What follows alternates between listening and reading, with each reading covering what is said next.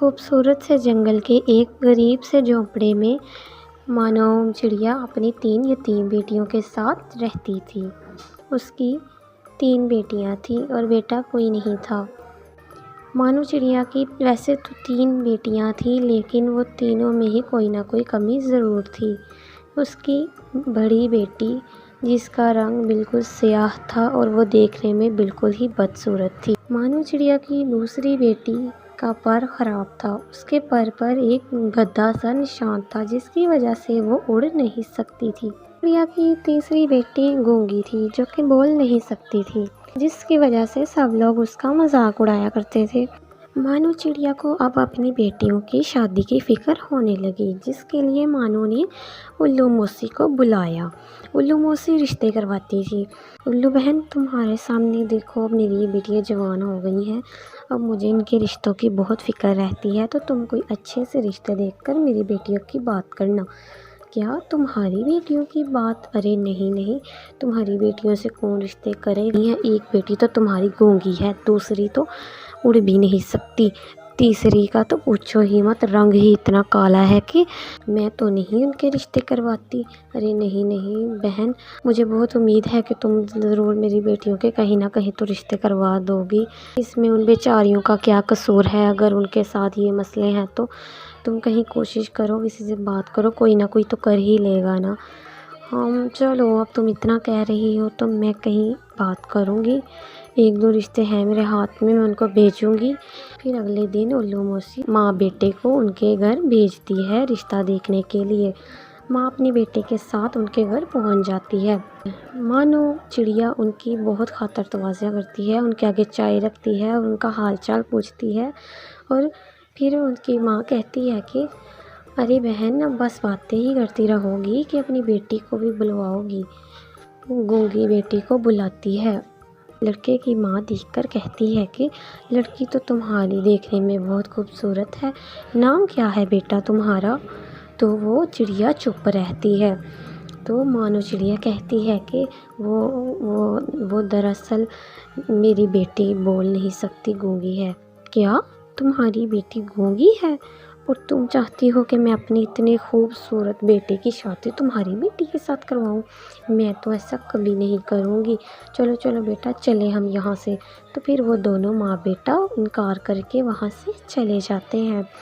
اگلے دن ہی دوسری بیٹی کے لیے رشتہ بھیجتی ہے۔ وہ دونوں بھی ماں بیٹا ان کے گھر پہنچ جاتے ہیں۔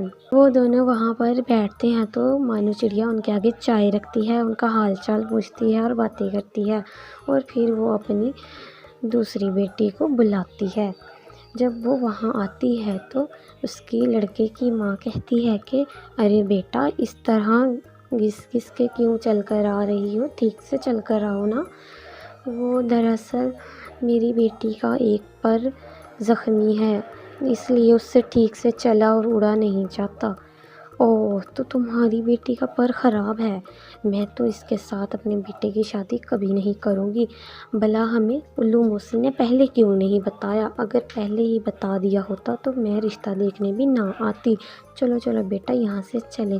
اور وہ دونوں بھی ایسے ہی کر کے وہاں سے چلے جاتے ہیں۔ اس کی بیٹی بہت ہی اداس ہو جاتی ہے اور اپنے کمرے میں جا کر رونے لگ جاتی ہے۔ مانو چڑیا بہت ہی پریشان ہو جاتی ہے اور اس کو یہ بات بہت ہی پریشان کرنے لگ جاتی ہے۔ تو الو موسی کو کہتی ہے کہ وہ جو تم نے ایک اور رشتہ کہا تھا، چلو اب وہی دکھا دو، ہو سکتا ہے وہی مان جائیں۔ تو پھر الو موسی تیسرے رشتے کو بھی ان کے گھر بھیجتی ہے۔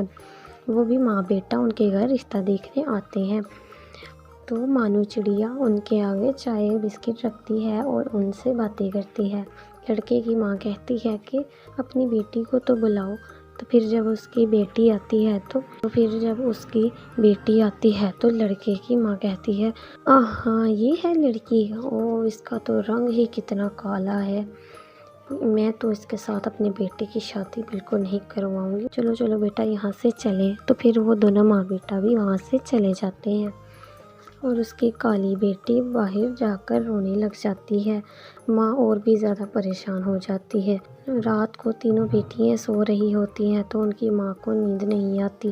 وہ بیٹھی بس سوچوں میں گم رہتی ہے کہ میری بیٹیوں کے ساتھ تو کوئی بھی شادی کرنے کے لیے تیار نہیں ہو رہا، اب میں کیا کروں گی، گھر کا خرچہ بھی پورا نہیں ہو رہا ہے، اتنی ٹینشن ہے، اب میں کیا کروں۔ تو وہ وہاں اڑ کر باہر چلی جاتی ہے تھوڑی ہوا کھانے۔ تو وہ اڑ کر جا رہی ہوتی ہے کہ وہاں اسے ایک درخت بہت ہی خوبصورت لگتا ہے، وہ اس کے پاس بیٹھ جاتی ہے اور رونے لگ جاتی ہے۔ اس کو روتا دیکھ کر وہاں پر جادوئی طوطا آتا ہے اور وہ آ کر کہتا ہے کہ کیا مانو چڑیا، رو کیوں رہی ہو؟ تم بتاؤ تمہارے ساتھ کیا مسئلہ ہے؟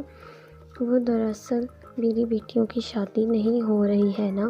اسی طرح مانو چڑیا اس کو ساری بات بتا دیتی ہے اور اپنے گھر کے حالات بھی بتاتی ہے۔ تو جادوئی طوطا اسے 3 فراکس دکھاتا ہے اور کہتا ہے کہ یہ تینوں فراکس لے جاؤ اور گھر جا کر اپنی بیٹیوں کو پہنا دو۔ جب وہ یہ فراکس پہنے گی تو وہ بہت ہی خوبصورت ہو جائیں گی، ان کی بیماریاں بھی ٹھیک ہو جائیں گی۔ مانو چڑیا وہ فراکس دیکھ کر بہت خوش ہوتی ہے اور اس کا شکریہ ادا کرتی ہے، اور تبھی طوطا وہاں سے غائب ہو جاتا ہے اور مانو چڑیا وہ فراکس لے کر اڑ کر گھر آ جاتی ہے۔ وہ بہت خوش ہو کر گھر آ رہی ہوتی ہے کہ جب وہ گھر پہنچتی ہے تو اس کی تینوں بیٹیاں اٹھی ہوتی ہیں اور وہ ماں سے پوچھتی ہیں کہ ماں تم اتنی رات کو کہاں گئی تھی؟ ہم تو پریشان ہی ہو گئی تھی۔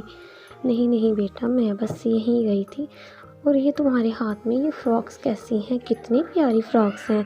ہاں یہ دیکھو کتنی پیاری ہے۔ میں نا وہاں درخت کے پاس بیٹھی تھی تو ایک جادوئی طوطا آیا اور اس نے مجھے یہ 3 فراکس دی اور کہا کہ اپنی بیٹیوں کو پہنا دو، وہ بہت خوبصورت ہو جائیں گی۔ تو پھر وہ تینوں جا کر فراکس پہننے لگ جاتی ہیں۔ کالی چڑیا جب وہ فراک پہنتی ہے تو وہ اتنی خوبصورت، وہ سب سے حسین اور خوبصورت لگنے لگ جاتی ہے اور اس کا کالا رنگ بھی گورے رنگ میں بدل جاتا ہے۔ اس کی زخمی پر والی چڑیا جب وہ فراک پہنتی ہے تو اس کا پر بالکل ٹھیک ہو جاتا ہے اور وہ اس کا پر ہلنے بھی لگ جاتا ہے۔ اس کی گونگی چڑیا جب وہ فراک پہنتی ہے تو وہ بولنے لگ جاتی ہے اور اب اس کو بولتے وقت کوئی مسئلہ بھی نہیں ہوتا۔ وہ تینوں بھاگ کر اپنی ماں کے پاس آتی ہیں اور آ کر بتاتی ہیں کہ ماں یہ دیکھو ہم تینوں ٹھیک ہو گئی، میں بھی ٹھیک ہو گئی، میں بھی ٹھیک ہو گئی۔ تو پھر اس کی ماں کی آنکھوں میں آنسو آ جاتے ہیں اور اس کی بیٹیوں کی آنکھوں میں بھی خوشی کے آنسو آ جاتے ہیں۔ دن مانو چڑیا اپنی بیٹی کے ساتھ باتیں کر رہی ہوتی ہے کہ الو موسی آ جاتی ہے اور وہ کہتی ہے کہ ارے یہ تو تمہاری وہی بیٹی ہے نا جو گونگی تھی، جو بول نہیں سکتی تھی، اب دیکھو کیسے پٹر پٹر بول رہی ہے۔ ہاں ہاں یہ میری وہی بیٹی تھی، دیکھو ٹھیک ہو گئی ہے۔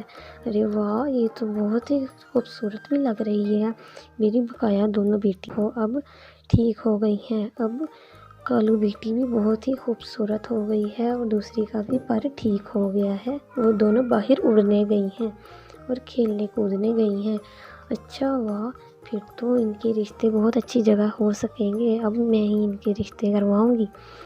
یہی بات لڑکے کی ماں کو پتہ چلتی ہے تو وہ جھٹ سے اڑ کر اپنے بیٹے کو ساتھ لے کر رشتہ دیکھنے بھاگی آتی ہے اور آ کر کہتی ہے کہ بہن مجھے معاف کر دو، میں نے بہت بدتمیزی کی، مجھے نہیں تھا پتہ۔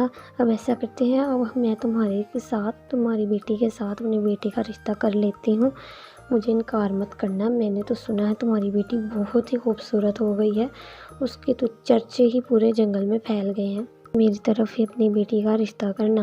مانو چڑیا ان کو انکار کر دیتی ہے، مایوس ہو کر وہاں سے چلے جاتے ہیں۔ الو موسی آتی ہے اور کہتی ہے کہ تمہاری بیٹیوں کے لیے ساتھ والے جنگل کے بہت ہی خوبصورت اور امیر گھر کے رشتے آئے ہیں، تو ان تینوں کو میں نے تمہاری بیٹیوں کی تصویریں دکھائی ہیں، ان کو تو پسند ہے تو تم بھی دیکھ لو۔ تو ان کی بات پکی ہو جاتی ہے اور ان تینوں کی 3 امیر اور خوبصورت لڑکوں کے ساتھ شادی ہو جاتی ہے اور وہ خوشی خوشی ایک دوسرے کے ساتھ رہتے ہیں۔